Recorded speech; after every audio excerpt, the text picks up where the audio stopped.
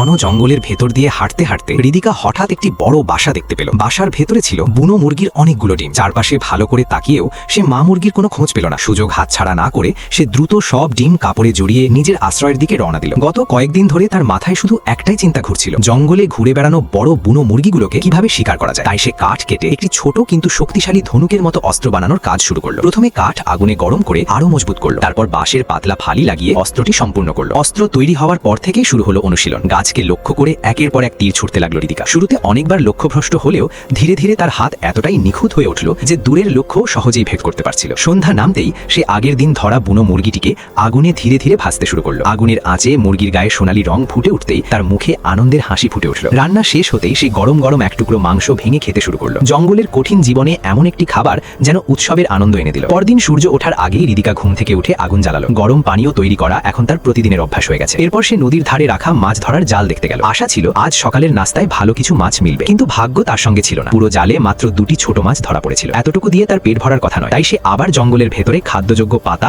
আর বুনো শাকসবজি খুঁজতে বেরোলো। পথেই হঠাৎ একটি মোটা গিরগিটির মতো প্রাণী দেখতে পেল। প্রাণীটি তাকে দেখেই দ্রুত পালিয়ে গেল। রিদিকা তার পেছনে ছুটলেও মুহূর্তের মধ্যেই সেটি ঝোপের আড়ালে অদৃশ্য হয়ে গেল। কিছু নরম পাতা সংগ্রহ করে ফিরতে যাবে, ঠিক তখনই ঝোপের ভেতর থেকে বুনো মুরগির ডাক ভেসে এলো। শব্দ শুনে সে খুব সতর্কভাবে সামনে এগিয়ে গেল। কিছু দূরে একটি ডালে বসে থাকা লাল পালকের বড় বুনো মোরগকে দেখতে পেল, কিন্তু তার আসল লক্ষ্য ছিল সেই মুরগিটি যেটি সম্ভবত আশেপাশেই ডিম পাড়ছিল। সে ধীরে ধীরে ঝোপের মধ্যে খুঁজতে লাগলো। প্রায় 15 মিনিট পর অবশেষে আরেকটি বাসা খুঁজে পেল। সেখানে ছিল 8-9টি বড় ও একেবারে টাটকা ডিম। একটি ডিম হাতে নিয়েই সে উষ্ণতা অনুভব করলো। বুঝতে পারলো মা মুরগিটি কিছুক্ষণ আগেই এখান থেকে সরে গেছে। সে দ্রুত কাপড় বিছিয়ে সব ডিম যত্ন করে বেঁধে নিল। এখন তার মনে হচ্ছিল আজকের দিনটা সত্যি সৌভাগ্য নিয়ে এসেছে। এরপর সে নিজের নতুন তৈরি অস্ত্রটি হাতে নিয়ে আবার জঙ্গলের গভীরে ঢুকে পড়ল। এবার তার লক্ষ্য সেই বড় লাল বুনো মোরগ। নিঃশব্দে পা ফেলে সে সামনে এগিয়ে যাচ্ছিল, যেন সামান্য শব্দও না হয়। অবশেষে কিছু দূরে মোরগটিকে দেখতে পেল। সে ধীরে ধীরে নিশানা করলো এবং তীর ছুড়ে দিল, কিন্তু প্রথম তীর লক্ষ্যভ্রষ্ট হলো। দ্বিতীয়বারও সফল হতে পারল না। মোরগটি সঙ্গে সঙ্গে উড়ে পালাতে শুরু করলো আর রিদিকা তার পিছু নিল। মাটিতে জায়গায় জায়গায় পায়ের ছাপ দেখে বোঝা যাচ্ছিল